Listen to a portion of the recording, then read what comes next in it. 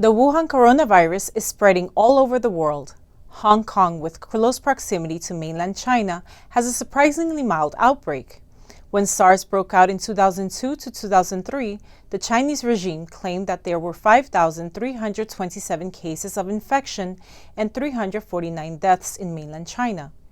At the time, there were 1,755 infections in Hong Kong and 299 deaths. The transmission rate of the Wuhan coronavirus is higher than that of SARS, and the number of mainland Chinese tourists in Hong Kong is many times higher today than 17 years ago.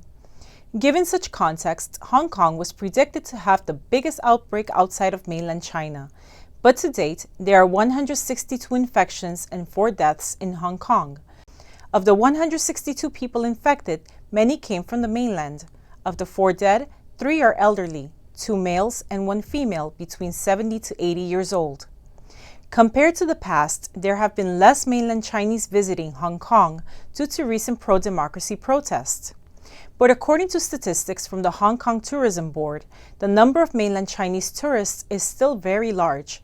There were roughly 93,000 mainland tourists in August, 80,000 in September, 83,000 in October, 64,000 in November, and 79,900 in December. In addition, there are nearly 500,000 Hong Kongers working in the mainland. They often travel to and from the mainland and could potentially transmit the virus. In particular, Hong Kong has direct high-speed trains to and from Wuhan. The outbreak across the border in the cities of Shenzhen and Guangzhou are also relatively serious. The risk of Hong Kong people becoming infected is very high. Let's compare Hong Kong and Taiwan's interactions with China. 77 people were confirmed with the novel coronavirus in Taiwan.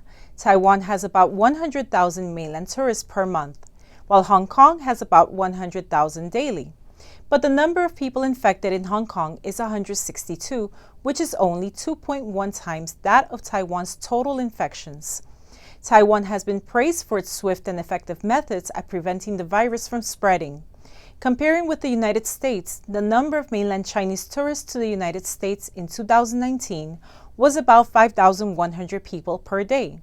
That equates to roughly 20 times less than mainland visitors to Hong Kong, but the number of confirmed cases in Hong Kong is far below the U.S. total of 8,320 confirmed cases. The Hong Kong government's virus containment efforts were heavily criticized by Hong Kongers. The government refused to close all its border crossings with mainland China despite people's protests.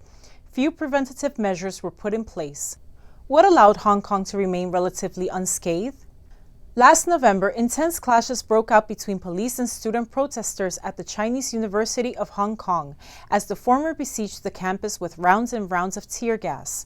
As protesters confirmed police at the No. 2 bridge of the university, the students held up a banner that read, "The heavens will disintegrate the Chinese Communist Party, CCP." In the past 6 months, millions of Hong Kong people took to the streets to protest against the Chinese regime, triggered by an extradition bill that proposed allowing individuals to be transferred to mainland China for criminal trial. Hong Kongers believed this was the final straw in the Chinese regime's erosion of their freedoms and basic rights.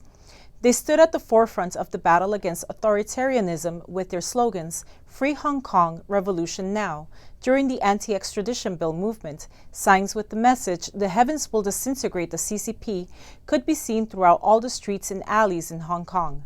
The righteousness of Hong Kong people helped them to evade today's calamity. An online article recently became popular among Hong Kong netizens. It explained, because of the anti-extradition bill movement, people no longer trust the Hong Kong government. During the movement, people self-initiated efforts to help each other instead of relying on the government. As a result, during the coronavirus outbreak, people formed 8 networks, practiced good hygiene, and avoided public gatherings in an effort to contain the virus's spread. The painful experience of SARS also taught Hong Kong people how to react quickly and secure appropriate medical supplies. Hong Kong thus became one of the least affected regions during this global pandemic. In this sense, it appears that straying away from communism is the safest bet.